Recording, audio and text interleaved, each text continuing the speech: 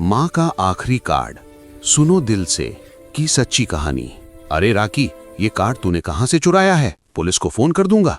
सेठ आनंद ग्रुप के मालिक सेठ आनंद की तेज गर्जना से 12 साल का छोटू साफ साफ कांपने लगा। छोटू ने तो अपनी छोटी बीमार बहन रानी के लिए माँ के मरते दम की आखिरी चेतावनी को नजरअंदाज करके ये सोने जैसा चमकता कार्ड ही निकाल लिया था। नहीं साहब, ये माँ का कार्ड है, बस थोड़ा चावल दे दीजिए घर ले जाने को। छोटू की चीख सी पुकार गूंज ही रही थी कि दिल्ली के सबसे बड़े बिजनेस एम्पायर सेठ आनंद ग्रुप के चेयरमैन सेठ आनंद के ऑफिस में अलार्म बज उठा। 15 साल से कभी इस्तेमाल ना हुआ बेटी का कार्ड आज पुरानी दिल्ली के एक छोटे से किराने की दुकान पर चावल खरीदने के लिए यूज हो गया। पाया, मेरी बेटी जिंदा है, तुरंत वहां पहुंचो। पेमेंट के महज 10 मिनट बाद जर्जर छत वाली कोठरी का दरवाजा तोड़कर घुसा सेठ आनंद, आंखों में खून के आंसू लिए। माँ के कार्ड ने भरी इस तूफान को जन्म दिया जो इन भाई बहन को कहां ले जाएगा। कहानी शुरू करने से पहले चैनल को सब्सक्राइब करो और लाइक दबाओ। कमेंट में बताओ कहां से देख रहे हो, वहां सिर्फ खुशियां भरी हैं, यही दुआ है। दिल्ली की पुरानी बस्ती में सर्द हवा छत की पुरानी दरारों से बेरहमी से घुस रही थी। छोटू ने पतली रजाई खींचकर बहन रानी के कंधों को कसकर ढका और बोला, रानी थोड़ा और सह लें, भैया अभी स्वादिष्ट खाना लाता हूँ। रानी ने पीली पड़ती होंठों को फड़काते हुए धीमी आवाज में कहा, भैया पेट इतना खाली है कि नींद आ रही है, माँ कब आएंगी? छोटू ने रानी का सूखा हाथ अपने हाथ में लिया, आंसू रोकते हुए बोला, माँ स्वर्ग से हमारा ख्याल रख रही हैं, तू हिम्मत न दिखाएगी तो माँ उदास हो जाएंगी। छोटू उठा, कमरे के कोने में रखे पुराने अलमारी के नीचे हाथ डाला। वहां माँ ने मरते दम पर सिलाई से छिपाया हुआ सोने का थैला था। कांपते हाथों से थैला खोला तो चमकता कार्ड नजर आया। छोटू ने कार्ड हथेली पर रखा, झिझकते हुए बुदबुदाया, माँ माफ करना, तुमने कहा था ये यूज किया तो बुरे लोग ढूंढ लेंगे, लेकिन रानी मरने को है। छोटू ने पुरानी जैकेट पहनी, छत के दरवाजे को जोर से ठोकते हुए बाहर निकला। रानी, भैया तुरंत लौटेगा, बिल्कुल सोना मत, ठीक है? छोटू बर्फ सी ठंडी तंग सीढ़ियों से लुढ़कता हुआ नीचे उतरा। सामने चमकती किराने की दुकान दिखी। छोटू ने दरवाजा जोर से खोला और चिल्लाया, अंकल जी सबसे छोटा चावल का पैकेट दीजिए। दुकानदार ने छोटू के गंदे कपड़े और बिखे बाल देखकर सिर हिलाया। बेटा चावल महंगा है, पैसे लाए हैं, झगड़ा मत कर, चला जा। छोटू ने जेब से सोने जैसा कार्ड निकाला और काउंटर पर रख दिया। पैसे हैं, इसी से पेमेंट कर दीजिए। दुकानदार ने कार्ड उठाया, आंखें फाड़कर आगे पीछे देखा। ये कोई आम कार्ड नहीं, कहां से लाया? छोटू घबराते हुए बोला, माँ का है, पिन नंबर भी पता है, जल्दी कीजिए। दुकानदार ने शक भरी नजरों से कार्ड मशीन में डाला और पिन मांग लिया। छोटू ने माँ का जन्मदिन 4 अंक धीरे धीरे दबाए। पेमेंट की बीप की आवाज किराने की दुकान में गूंज उठी। छोटू ने रसीद और चावल का बैग सीने से लगाया, सलाम किया, धन्यवाद अंकल, बहुत बहुत धन्यवाद। छोटू चावल का बैग थामे अंधेरी गली में जोरों से दौड़ा। इधर किराने से महज 300 मीटर दूर सड़क पर काली लग्जरी कार खड़ी थी। सेठ आनंद दिल्ली के रीडेवलपमेंट प्रोजेक्ट का जायजा लेने पास ही रुके थे। खामोशी तोड़ी सेठ के फोन ने। चश्मा ठीक किया, स्क्रीन देखी तो चाय का कप जमीन पर गिर गया। स्क्रीन पर 15 साल से निष्क्रिय बेटी रीता के नाम से पेमेंट दिख रहा था। सेठ ने पास बैठे टंडन जी को कंधा पकड़कर चिल्लाया, टंडन तुरंत चेक करो। रीता ने कार्ड यूज किया। टंडन ने टैबलेट पर चेक किया। साहब 300 मीटर दूर किराने पर चावल का पेमेंट। सेठ ने कार का दरवाजा खोला, चिल्लाए, कार स्टार्ट करो, सिक्योरिटी टीम सबको बुलाओ, आसपास की सारी गलियां सील कर दो, इस बार भागे तो तू भी मैं भी खत्म। टंडन ने वॉकी टॉकी पर आदेश दिया, इमरजेंसी, किराने को सेंटर मानो, 500 मीटर के सारे रास्ते ब्लॉक करो। सेठ की कारें गरजती हुई तंग बाजार की गलियों में घुसी। छोटू हाँफ रहा था लेकिन छत की सीढ़ियां चढ़ना न छोड़ा। अचानक गली से काले सूट वाले आदमी निकले, रास्ता रोका। छोटू ने चावल का बैग कस लिया, गुस्से से चिल्लाया, तुम कौन, मेरा क्या बिगाड़ोगे? सिक्योरिटी ने वॉकी पर रिपोर्ट किया। टारगेट मिला, चावल वाला लड़का, छत पर घुसने वाला। छोटू आदमियों के बीच से छिटककर लोहे के दरवाजे पर पहुंचा, अंदर छिपा, दरवाजा लॉक किया। रानी, बुरे लोग आ गए। छोटू ने दरवाजा बंद किया, पुरानी मेज के नीचे रानी को छिपाया। डरो मत रानी, भैया ने माँ का कार्ड यूज किया लगता है, भैया सब संभाल लेगा। रानी ने छोटू की कमीज पकड़ी, कांपते हुए पूछा, भैया वो लोग जो माँ को ले गए थे, हमें फिर भागना पड़ेगा? तभी पुराना लोहे का दरवाजा जोर से हिला, खुल गया। सामने सफेद दाढ़ी वाला सेठ आनंद हांफते खड़े। कमरे को देखा, दीवार पर लगी बेटी रीता की तस्वीर दिखी। सेठ जमीन पर गिर पड़े, जोर जोर से रोने लगे, मेरी रीता तू यहाँ क्यों, पप्पा आए हैं, जवाब क्यों नहीं देती? छोटू ने किचन से चाकू उठाया, सेठ की तरफ ताकते हुए नफरत से चिल्लाया, माँ का नाम मत लो, तू वही दादा है जिसने माँ को छोड़ दिया, निकल जा यहाँ से। सेठ ने हाथ फैलाए, रोते हुए कहा, हाँ बेटा, मैं तेरा दादा हूँ, मेरे पाप की सजा तुम्हें भुगतनी पड़ी। छोटू ने आंसू भरी आंखों से चाकू हिलाते हुए कहा, दादा, जब माँ बीमार थी तो तुम कहाँ थे? रानी मरने को थी तो क्यों ना आए? पास खड़े टंडन ने चश्मा साफ किया, धीरे से बोले, बेटा शांत हो जा, साहब ने 15 साल बेटी को कभी ना भुलाया। सेठ टंडन के सहारे उठे, छोटू से अपील की, छोटू मेरी बात सुन, मैं सोचता था तेरी माँ मुझसे नफरत करके छिपी है, इसलिए इस कार्ड को यूज करने की दुआ करता रहा। छोटू ने चाकू नीचे किया, हैरान होकर पूछा, क्या बात है? माँ कहती थी तुम हमें मारने आओगे। टंडन ने सिर हिलाया। सेठ ने बीच में फर्जी खबरें फैलाईं। साहब 15 साल रोज इंतजार करते रहे। सेठ ने चावल का बैग देखा, खून के आंसू बहाते बोले, इतने कीमती कार्ड से 5 किलो चावल? मेरी गलती से मेरे बच्चे इस ठंड में छोड़ दिए। सेठ ने बाहर चिल्लाया, टंडन, भारत के सबसे बड़े डॉक्टर बुलाओ, बच्चों के लिए गर्म पौष्टिक खाना तुरंत लाओ। टंडन ने फोन पर ऑर्डर दिया, इमरजेंसी, मेडिकल टीम हेलीकॉप्टर से भेजो, होटल के शेफ को बुलाओ यहाँ। छोटू आंखों के आगे का तमाशा न मान सका, रानी को कस कर थामा। रानी ने छोटू की गोद से मुंह निकाला, धीरे से पूछा, भैया वो दादाजी हमें खाना देंगे? अब ठंड न लगेगी? सेठ रानी के सामने घुटनों पर बैठे आंसू पोंछते हुए बोले, हाँ बेटी, अब भूख न लगेगी, ठंड न लगेगी, ये दादा तुम्हारी माँ की जगह सब करेगा।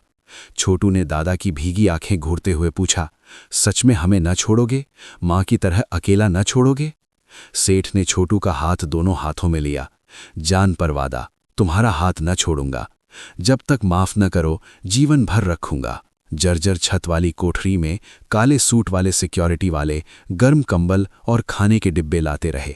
छोटू ने माँ की तस्वीर में मुस्कुराती माँ देखकर पहली बार राहत की सांस ली। सर्द हवा भरी छत पर 15 साल बाद गर्मी की लहर दौड़ पड़ी। भाई बहन की कठिन किस्मत माँ के आखिरी संकेत कार्ड से पूरी तरह बदल गई। सेठ छोटू का हाथ थामे बस्ती से निकलते कार तक न छोड़ा। रुकी हुई जिंदगी का पहिया फिर घूमने लगा। सेठ की हवेली के भारी दरवाजे जब खुले तो सामने फैला हुआ चमचमाता बागीचा भाई बहन के चेहरों पर हल्की सी रोशनी बिखेर गया। छोटू कार से उतरा, रानी का हाथ मजबूती से पकड़ा और हिचकते कदमों से लिविंग रूम के बीचों बीच जाकर रुक गया। सेठ कांपते पैरों से उनकी ओर बढ़े, चेहरे पर बनावटी मुस्कान लाकर बोले, छोटू, अब ये तुम्हारा घर है, डरो मत, अंदर आओ। छोटू ने नीचे झुककर संगमरमर के फर्श पर धप से बैठते हुए ठंडे स्वर में कहा, ये हमारा घर नहीं है, ये वही जगह है जहां दादा ने मां को निकाला था, हमें हमारी पुरानी छत वाली कोठरी पर ले चलो। सेठ ने गहरी सांस लेकर सीने पर हाथ रखा, कुछ कहने को रुके, फिर सिक्योरिटी को हल्का इशारा किया और धीमे स्वर में बोले, बीती बातों को ये दादा जीवन भर सुधारेंगे बेटा, पहले रानी का ख्याल करो, उसे ठंड लग रही होगी। इतने में लिविंग रूम के अंदर से चमकदार सूट पहने मध्यम उम्र का एक दंपत्ति बाहर आया। सेठ के छोटे भाई सेठ प्रकाश ने अपनी ऐनक ठीक करते हुए ताने से कहा, भाई साहब, आप सच में इन्हें ले आए? पता नहीं कहां कहां से उठाकर लाए हैं ये बच्चे इस पवित्र हवेली में। उनकी पत्नी किरण ने नाक सिकोड़ते हुए तिरस्कार भरे स्वर में कहा, आह, ये गरीबी की बदबू घर भर में फैल जाएगी, इन गंदे कपड़ों को तुरंत धोवाओ। फिर उसने सिक्योरिटी की ओर मुड़कर कहा, बच्चों को अलग कमरे में ले जाओ और इनसे सब चीजें साफ कराओ। ये सुनते ही छोटू ने गुस्से से किरण का हाथ झटक दिया और लगभग चीखते हुए बोला, हमें मत छुओ, हम खुद यहां नहीं आए हैं, दादा हमें जबरदस्ती लाए हैं। पूरा हॉल कुछ पल के लिए सन्नाटे में डूब गया। बस दीवार पर लटकी बड़ी घड़ी की टिक टिक उस खालीपन को तोड़ रही थी। सेठ ने लाठी से फर्श ठोका। गूंजते स्वर के साथ हवेली में सन्नाटा फैल गया। उन्होंने प्रकाश और किरण को क्रोध भरी निगाहों से घूरते हुए कहा, मेरे नाती पोते को ऐसी गालियां दोगे तुम? अभी माफी मांगो, यहीं, इसी वक्त। थोड़ी देर बाद विशाल डाइनिंग टेबल पर तरह तरह के व्यंजन सज गए, जिनकी खुशबू से पूरा कमरा महक उठा। रानी ने कभी इतने पकवान नहीं देखे थे। भूख के मारे उसने संकोच से मीट की तरफ हाथ बढ़ाया ही था कि किरण ने चम्मच से उसका हाथ झटक दिया। मैनर सीखे नहीं तुमने? किरण झुंझलाकर बोली। इस घर में बड़े पहले खाते हैं, कहां से आई तुम्हारी ये बदतमीजी? रानी ने अपना हाथ दबाते हुए आंसुओं को रोकने की कोशिश की, मगर सिसकी उसके गले में अटक गई। छोटू ने ये देखा तो उसका चेहरा लाल पड़ गया। उसने सामने रखा पानी का ग्लास उठाया और गुस्से में किरण पर उछाल दिया। छोटू ने कुर्सी पीछे धकेली, टेबल क्लॉथ खींचते हुए चिल्लाया, मेरी बहन को हाथ मत लगाना, तुझे क्या पता हमारी जिंदगी। माँ ने बिना इन सब चीजों के भी हमें खुश रखा था। किरण पानी पोंछते हुए चीखी, ये पागल है, देखो इस जंगली को, अभी इसे यहां से निकालो। प्रकाश ने आगे बढ़कर छोटू का कॉलर पकड़ने की कोशिश की, पर तभी सेठ ने गुस्से में अपनी लाठी फेंककर उसे एक जोरदार थप्पड़ जड़ दिया। हवेली के हर कोने में वो आवाज गूंज उठी। सेठ हांफते हुए प्रकाश की ओर झुके और तमतमाते स्वर में बोले, मूर्ख, छोटू इस घर का असली वारिस है, तू किसे निकालने की बात कर रहा है। प्रकाश ने लाल पड़े गाल पर हाथ रखा, पीछे हटते हुए दबी आवाज में बोला, भाई इसकी आंखें देखो, इंसान की लगती हैं, एक दिन यही पीठ में छुरा घोंपेगा। छोटू ने कांपती हुई रानी को अपनी गोद में उठाया। बाहर निकलते हुए उसने सेठ की ओर पलट कर देखा और ठंडे स्वर में कहा, दादा सब व्यर्थ है, शायद ये लोग ठीक कह रहे हैं, हम यहाँ के नहीं हैं, रानी ठीक हो जाएगी तो हम चले जाएंगे। सेठ वहीं खड़े रहे, लाठी उनके कांपते हाथों में थरथरा रही थी और उनके चेहरे की झुर्रियों के बीच मौन पश्चाताप की गहरी रेखा उतर आई थी। रात भर तेज हवा चली भी तो छोटू ने फर्राटेदार बिस्तर को हाथ नहीं लगाया। उसने रानी के साथ जमीन पर ही गद्दा बिछाया, सिरहाने माँ का पुराना थैला रखा और चुपके से भागने का प्लान दोबारा चेक किया। तभी दरवाजे पर काली परछाई गिरी। प्रकाश के इशारे पर सिक्योरिटी छोटू का कार्ड तलाशने आ धमका। छोटू बिजली की तरह उछला और तैयार मिर्च स्प्रे सिक्योरिटी की आंखों पर छिड़क दिया। अरे मेरी आंखें, ये गद्दार साला! सिक्योरिटी आंखें मलता लोटपोट होने लगा। छोटू ने मौका देखा और बाहर निकलकर फायर अलार्म दबा दिया। हवेली में हंगामा मच गया, सारे लाइट बंद हो गईं, सायरन बजने लगा। सेठ नींद के कपड़ों में ही दौड़ते हुए आए। किरण भी पहुंची और छोटू को थप्पड़ मारते हुए चिल्लाई, रात को ये हंगामा, हमारे आदमी की आंखें फोड़नी तूने। सेठ ने किरण का हाथ पकड़ लिया और उल्टा उसे जोरदार थप्पड़ जड़ दिया। गरजते हुए बोले, किसने मेरे नाती के कमरे में घुसने को कहा था? तू है ना ये सब की सूत्रधार, अभी इसके साथ मेरे सामने से गायब हो जा। सेठ ने कांपती हुई रानी को थामा, छोटू का हाथ पकड़ा और नर्म स्वर में कहा, छोटू ठीक है ना तू? दादा गलत था, इस घर में अब तुम्हें छूने वाला किसी को न रहने दूंगा।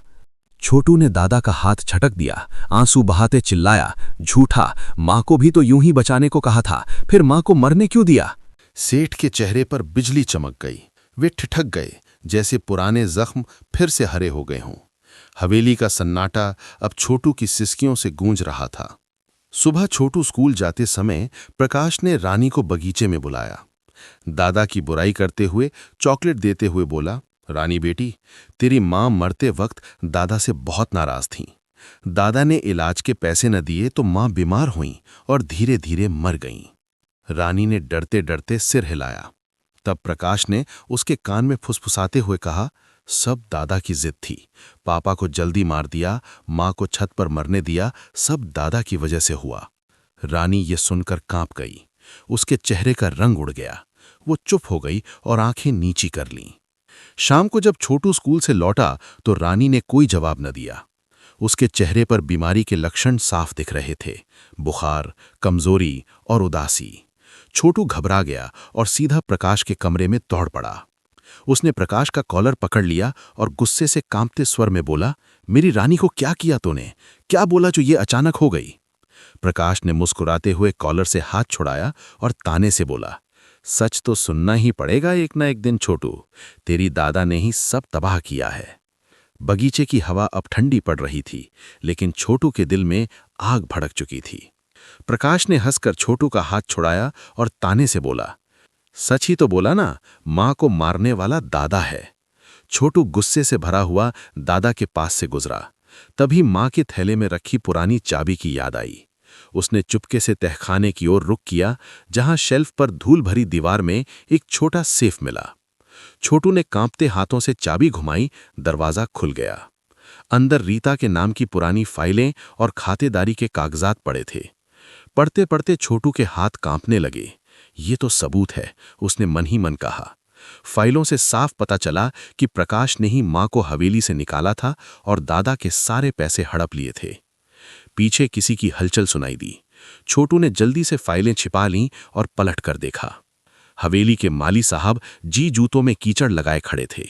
उन्होंने चाबी देख ली थी। भारी आवाज में बोले, बाबूजी, ये चाबी मिल गई। मेम साहब इसे बहुत संभालती थीं। छोटू पीछे हटा तो साहब जी ने कमर झुकाई और धीमे स्वर में कहा, चिंता मत करो बाबूजी, 15 साल पहले मैंने ही मेम साहब को भागने में मदद की थी। प्रकाश के बुरे काम खोलने का इंतजार कर रहा हूं। साहब जी ने अपनी जेब से एक पुरानी डायरी निकाली और बोले, प्रकाश बाबू पोती को मारने की साजिश रच रहा है। जल्द ही बड़ा धमाका होगा। मैं तेरी पूरी मदद करूंगा। छोटू को पहली बार हवेली में दादा के अलावा किसी का सच्चा प्यार मिला। उसके दिल में नई ताकत का संचार हो गया। साहब जी ने छोटू के कंधे पर हाथ रखा। इधर उधर देखकर फुसफुसाए, दादा साहब रिश्तेदारों को बुला रहे हैं।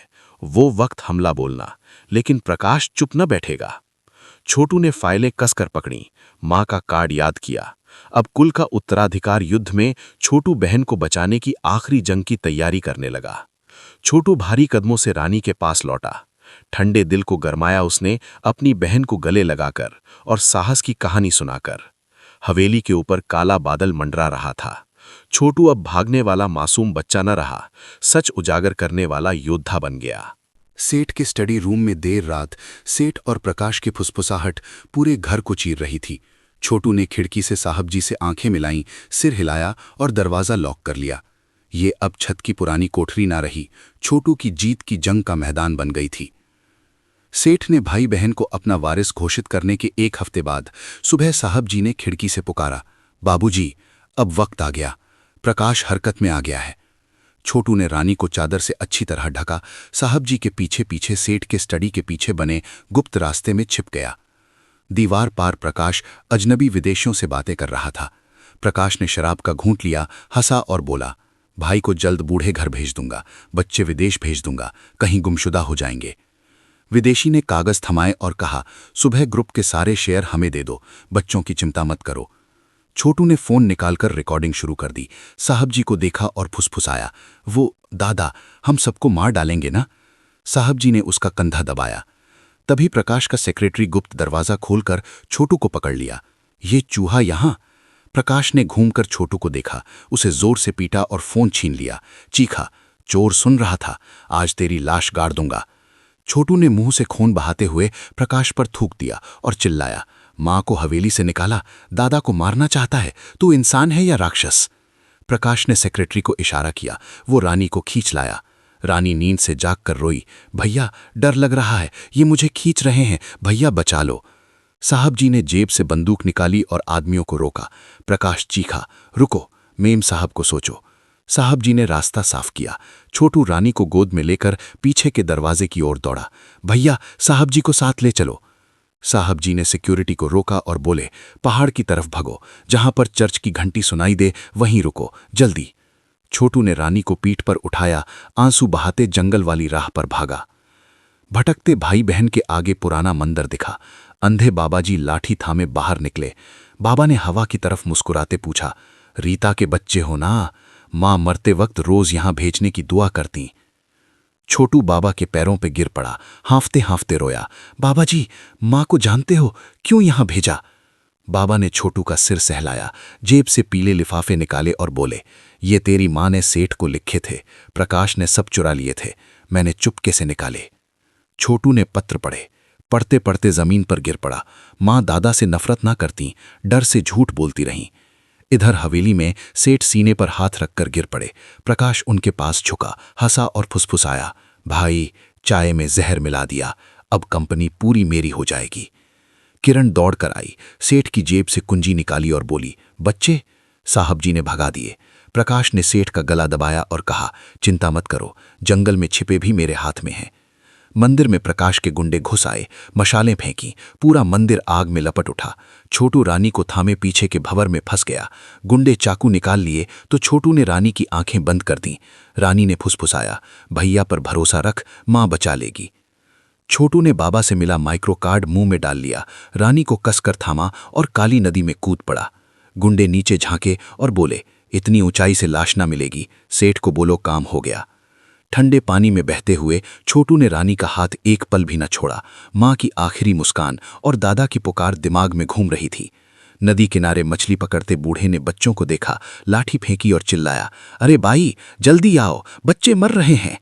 बुढ़िया ने घर से दौड़कर कपड़े बदले, रोते हुए बोली, इतने मासूम, दोषी क्या? फिर गांव के डिलीवरी बॉय को बुलाया। 3 दिन बाद छोटू की आंख खुली तो कमरे में हेलमेट वाले भाई मौजूद थे। छत के जमाने का डिलीवरी बॉय छोटू का हाथ थामे बोला, छोटू, होश में आ गया? साहब जी ने सब बताया, वो हमें मारना चाहते थे। छोटू ने कमजोर आवाज में रानी को पूछा, रानी ठीक है ना? फिर धीरे से उठा। भाई ने टीवी ऑन किया और दिखाया, प्रकाश आज बोर्ड मीटिंग में चेयरमैन बनने वाला है। छोटू ने माइक्रो कार्ड उगल दिया। उसकी नजरों में चमक आ गई।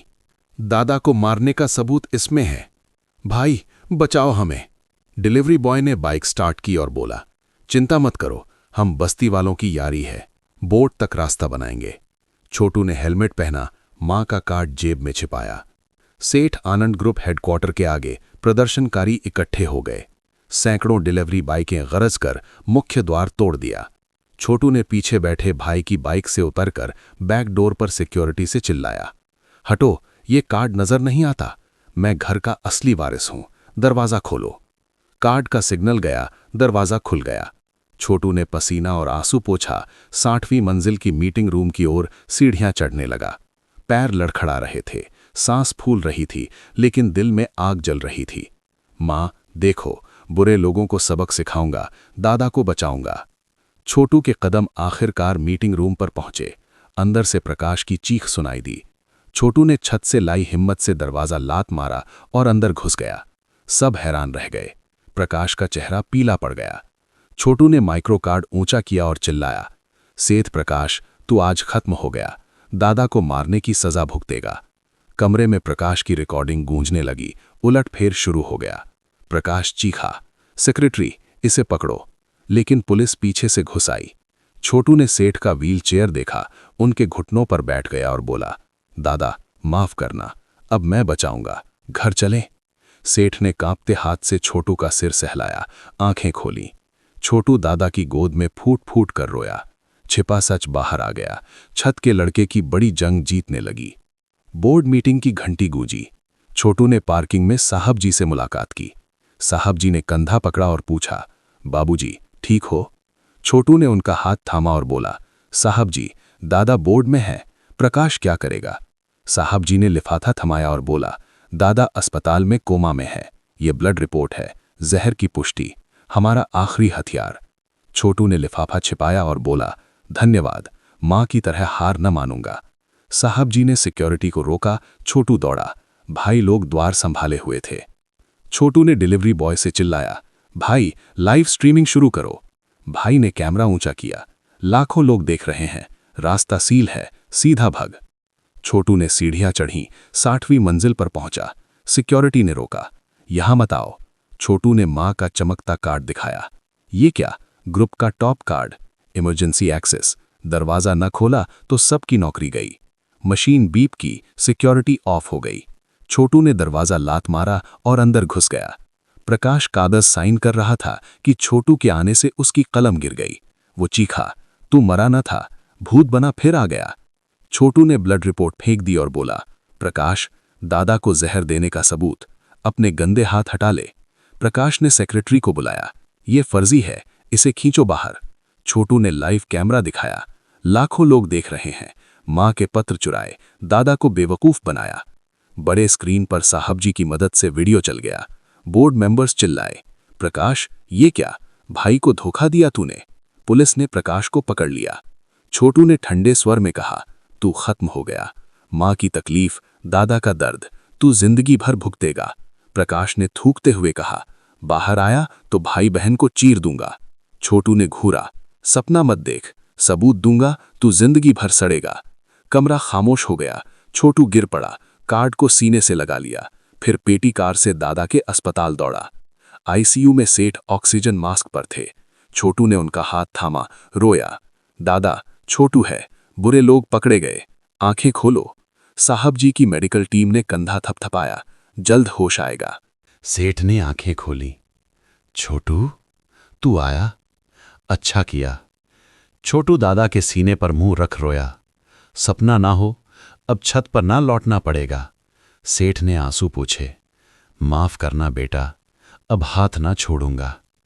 रानी साहब जी संग दौड़ी, रोते हुए बोली, दादा भैया मत जाओ, डर गई थी। छोटू ने रानी को उठाया। तू बोली, भैया बोल। रानी ने गले लगाकर चिल्लाया, भैया अब अलग ना होंगे, मां की तरह दूर ना जाओगे। सेठ ने दोनों बच्चों को कसकर थामा और बोले, हां बेटा, अब तीनों मिलकर खाएंगे, घूमेंगे, कभी अलग ना होंगे। साहब जी और भाई लोग बाहर खड़े होकर ये देखते देखते रो पड़े। सेठ ने घोषणा की, साहब जी तुम्हें ग्रुप का चीफ बनाता हूं। साहब जी ने सिर झुकाया और बोले, वादा पूरा हो गया। सेठ ने प्रकाश के बेटे प्रशांत को बुलाया। प्रशांत घुटनों पर गिर पड़ा। दादाजी, पापा ने कहा था माफ करो। छोटू ने कहा, दादा एक मौका दे रहे हो? सेठ ने कागज थमाया। वेयरहाउस से शुरू कर, गड़बड़ की तो हमेशा के लिए बाहर। प्रशांत रोता हुआ चला गया। छोटू ने पूछा, दादा इसे ऐसे छोड़ दोगे? सेठ ने उसका सिर सहलाया। नफरत मत करना बेटा, क्षमा ही बड़ा बनाती है, तू धीरे धीरे सीखेगा। छोटू ने कार्ड लौटाया। सेठ ने उसे अपनी जेब में डालते हुए कहा, ये मां का तोहफा तुझे है, रख ले। अगले दिन तीनों मां के कब्रिस्तान गए। छोटू ने कार्ड रखा और बोला, मां अब बिना कार्ड के जी लेंगे, दादा बचाएगा। रानी ने फूल चढ़ाए। मां मैं बोल लेती हूं। दादा ने सबसे सुंदर कपड़े दिलाए। सेठ ने पत्थर सहलाया। रीता देर हो गई, माफ, तेरे बच्चे मेरी जान हैं। तीनों हाथ थामे खड़े रहे। सर्द हवा गायब हो गई, धूप खिली। छोटू अब कुल का सरदार बन खड़ा था। उम्मीद ने नया दरवाजा खोल दिया। पक्षियों की चहचहाहट मां का आशीर्वाद लगी। छोटू ने हंसा। परिवार का महान मेल पूरा हुआ। रुकी घड़ी फिर चलने लगी। 3 साल बाद सेठ आनंद ग्रुप के टॉप फ्लोर पर सैकड़ों बल्ब चमक रहे थे। सेठ की वापसी और बच्चों के शामिल होने की पार्टी चल रही थी। छोटू पुराने स्नीकर्स पहने स्टेज के पीछे खड़ा था। टंडन ने उसके बाल सवारे। घबरा रहे हो? स्पीच याद है? छोटू ने स्नीकर्स कसा। दिल से बोलूंगा। सेठ ने कंधा थपथपाया। आज मां का सपना पूरा कर। छोटू ने हाथ थामा। देखना दादा, मां कैसी थी दिखाऊंगा। माइक पर छोटू ने कार्ड ऊंचा किया। ये कार्ड दिख रहा? किसी के लिए पैसा, मेरे लिए मां की जान। सब खामोश हो गए। मां जानती कार्ड से दादा मिलेंगे, फिर भी ना यूज किया, हमारी इज्जत के लिए। सभागार में सुबकने की आवाजें गूंजने लगीं। छोटू ने सेठ को देखा और बोला, वादा दादा, पैसों से ऊपर सच्चा दिल रखूंगा, मां के नाम पर जीऊंगा। सेठ ने ताली बजाई। सारा हॉल तालियों से गूंज उठा। बड़े स्क्रीन पर मां बच्चों का पुराना वीडियो चल गया। छत पर रीता चावल पर अचार रखते हुए हंसाती, भूखे ना रहना कभी। सेठ ने रानी को थामा। रानी रोई, मां से मिलना है। सेठ बोले, मां ऊपर हंस रही है बेटी। फिर घोषणा की, ग्रुप का आधा मुनाफा गरीब बच्चों के फंड में दूंगा। रीता के नाम से दुनिया गर्म करूंगा। कैमरे चमकने लगे। पार्टी के बाद हवेली में छोटू ने एप्रिन बांधा और आलू की सब्जी बनाई। सेठ ने पूछा, क्या बना रहे हो? छोटू बोला, मां की स्पेशल आलू की सब्जी। रानी ने गोथे बनाए। तीनों ने थाली में परोसा। सेठ ने खाया, सबसे स्वादिष्ट। छोटू ने आलू परोसे। अब भूखे ना रहेंगे कभी। रानी ने कागज का फूल सेठ को लगाया। ये हमारा परिवार। सेठ हंसे, इससे कीमती कुछ नहीं। सेठ ने छोटू को सोने की घड़ी दी। मां के जन्म पर बनाई थी, रख ले। छोटू बोला, इसकी टिक टिक के साथ दादा से सीखूंगा, कुल को बचाऊंगा। रात को बगीचे में उन्होंने धान के बीज बोए। साहब जी बोले, धान सर्दी सहकर फूलता है, रानी जैसा। छोटू बोला, बगीचा मां की खुशबू से भर जाएगा। सेठ ने भाई बहन को देखकर मुस्कुराए। उनके पाप धुल चुके थे। नौकर अब सम्मान से सिर झुकाते। छोटू ने मां की फोटो को कहा, अब खुश हो सकते हो मां। सुबह सेठ ने हाथ थामे टहलते हुए बोले, जिंदगी अजीब है, अंधेरे के बाद इतनी रोशनी। छोटू बोला, अब दुखी बातें ना करेंगे, हंसना है। सेठ हंसे। तभी चाय का कप गिरा। सेठ सीने पर हाथ रखकर गिर पड़े। मुंह से खून बहने लगा। छोटू चिल्लाया, दादा, साहब जी। रानी रोई, दादा आंखें खोलो। सेठ ने छोटू का सिर सहलाया और फिर बेहोश हो गए। बगीचा चीखों से भर गया, सायरन गूंजने लगे। खुशी के चरम पर नया संकट आ गया। 6 महीने बाद रिकॉर्ड बारिश में छोटू खिड़की से काला आसमान देख रहा था, दोनों हाथ कसकर थामे हुए। सेठ ने कंधा थपथपाया। चिंता क्यों कर रहा है बेटा, ये घर मजबूत है, कुछ नहीं होगा। छोटू बोला, हमारी बस्ती डूब रही है दादा, हमें मदद करनी होगी। सेठ ने लाठी ठोकी। मत जाओ, खतरनाक है, मैं साहब जी को भेजता हूं। छोटू ने उनका हाथ थामा। पड़ोसी हैं दादा, मैं खुद देखूंगा, आप दुआ करना। छोटू ने साहब जी को झटक दिया और अपनी टीम के साथ बस्ती पहुंचा। बारिश लगातार बरस रही थी, पानी घुटनों तक भर गया था, कच्चे मकान एक एक कर गिर रहे थे। छोटू चिल्लाया, आंटी अंकल जल्दी बाहर आओ, दीवार गिरने वाली है। इतने में मलबे के नीचे से एक बच्चे की दर्द भरी चीख सुनाई दी। छोटू बिना सोचे दौड़ा और बच्चे को थामने की कोशिश की। पत्थर उसकी पीठ पर गिरते रहे, उसने पूरे शरीर से बच्चे को ढक लिया। साहब जी दौड़े आए, दोनों को बाहर निकाला। आंखों में आंसू लिए बोले, बाबूजी संभल जाओ। छोटू ने कमजोर आवाज में पूछा, बच्चा ठीक है? साहब जी ने रुआसी आवाज में कहा, हाँ अच्छा है छोटू, तुमने बचा लिया। छोटू को तुरंत अस्पताल ले जाया गया, उसके घावों से लगातार खून बह रहा था। सेठ दौड़ते हुए पहुंचे, ये क्या हो गया मेरे बच्चे को, खून क्यों नहीं रुक रहा? डॉक्टर बोले, खून की बीमारी है, वही जो रानी को थी। सेठ चीखे, मेरा बच्चा क्यों? भगवान मुझे ले लो। खबर शहर में फैल गई। प्रकाश के बचे हुए गुंडे घबरा गए, शेयर बेचने लगे। प्रशांत ने बोर्ड मीटिंग में कहा, छोटू खत्म हो गया, कंपनी अब हमारी होगी। साहब जी ने ये बात छोटू तक पहुंचाई। छोटू ने कमजोर स्वर में कहा, वीडियो कॉन्फ्रेंस करो, दुनिया को दिखाना है कि मैं जिंदा हूं। रानी पास बैठी चुप थी। छोटू ने उसके हाथ को सहलाया। मां ने कहा था, जीना है तो पूरा जीना है। सेठ ने दुनिया भर के डॉक्टर ढूंढे। अस्पताल के बाहर हजारों लोग मोमबत्तियां जलाने लगे। बाहर से आवाजें आईं, हमारा छोटू दूसरों को पहले बचाता है, अब भगवान उसे बचाएगा। रात को चोरी छुपे प्रशांत अस्पताल पहुंचा। बिजली काट दी गई, लाइट गुल हो गई और छोटू का वेंटिलेटर बंद हो गया। रानी चीखी, भैया। सेठ फूट पड़े, नहीं मेरा बच्चा नहीं। साहब जी ने अंधेरे में प्रशांत को पकड़ लिया। यही है असली गुनहगार। प्रशांत गिर पड़ा, गिड़गिड़ाया, पापा के कहने पर किया था, मुझे माफ कर दो। सेठ ने उसे जोर से झटका, जिसने मेरे बेटे को तकलीफ दी उसे कोई माफी नहीं। तभी बिजली अचानक लौट आई। मशीनों पर लाइटें झिलमिलाईं और मॉनिटर पर दिल की धड़कन दिखाई देने लगी। डॉक्टर चिल्लाए, हार्ट बीट वापस आ गई, चमत्कार हुआ, डोनर मिल गया। एक युवक दरवाजे से अंदर आया, सिर झुकाकर बोला, 3 साल पहले किराने वाला था, छोटू ने मेरा बिल भरा था, आज मेरा खून उसका अधिकार है। सेठ रो पड़े, भाई तू फरिश्ता है। 8 घंटे की सर्जरी चली, बाहर सब दुआ में लीन थे। जब डॉक्टर बाहर निकले तो बोले, सर्जरी सफल रही। सेठ आंसुओं में झुक पड़े, रीता तेरा बेटा बच गया। रानी ने रोते हुए कहा, भैया अब उसे दर्द नहीं होगा। कुछ महीनों बाद छोटू व्हीलचेयर पर बोर्ड रूम पहुंचा। सब खड़े हो गए। सेठ ने घोषणा की, आज से हमारा ग्रुप एक सोशल कंपनी बनेगा। छोटू ने कार्ड ऊंचा किया और बोला, ये फंड का पहला दान है मां के नाम पर। खबर चारों ओर फैल गई। जेल में प्रकाश दहाड़ा, मेरा पैसा, मेरे सपने बर्बाद कर दिए। छोटू ने बस्ती जाकर वादा किया, अब कोई घर डूबेगा नहीं, ये मेरा वचन है। सेठ बोले, मेरा पोता बड़ा हो गया। छोटू ने पुरानी छत की जगह रीता वाटिका नाम की लाइब्रेरी बनवाई। पुराने कार्ड को उसने म्यूजियम में रखवाया।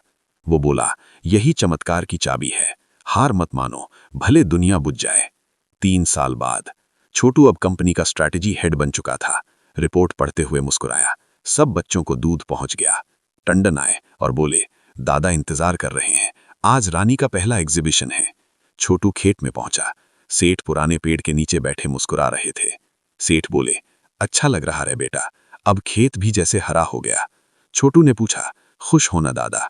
सेठ ने कहा, सबसे अच्छा फैसला वही था जब तू हमारे जीवन में आया।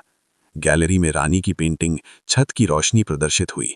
रानी ने हौले से पूछा, मां को पसंद आएगी? सेठ ने मुस्कुराकर कहा, ये पूरी उम्मीद से भरी है, रीता को जरूर पसंद आती। कब्र पर छोटू ने पुरानी रसीद रखी और बोला, अब तू रो मत मां, वादा पूरा हुआ। रानी ने धीरे से कहा, मुझे अब मेरा पुरस्कार मिल गया। दूर कोने में प्रकाश खड़ा सब देख रहा था। छोटू ने उसकी ओर देखा और हल्के से सिर झुकाकर कहा, मैं तुझे माफ करता हूं। शाम को छोटू हंसते हुए बोला, आज मेरा ट्रीट, सब साथ चलो। सेठ हंसे। साहब जी बोले, चलो घर, बहुत काम हुआ। सूर्यास्त में तीनों की परछाई लंबी खिंच गई। उनके कदमों के पीछे आशीर्वाद की चमक थी। परिवार का प्यार अब दुनिया को सींच रहा था। अंत में, सबसे नीच पल से भी कोई चमत्कार तुम्हारी जिंदगी बदल सकता है। छोटू के 10 मिनट का इंतजार अब हर दिल की कहानी बन गया। पत्थरों ने घाव दिए, पर प्यार ने भरा। माँ का कार्ड अब भी उस वाटिका के दरवाजे पर टंगा है, प्यार और उम्मीद की चाबी बनकर।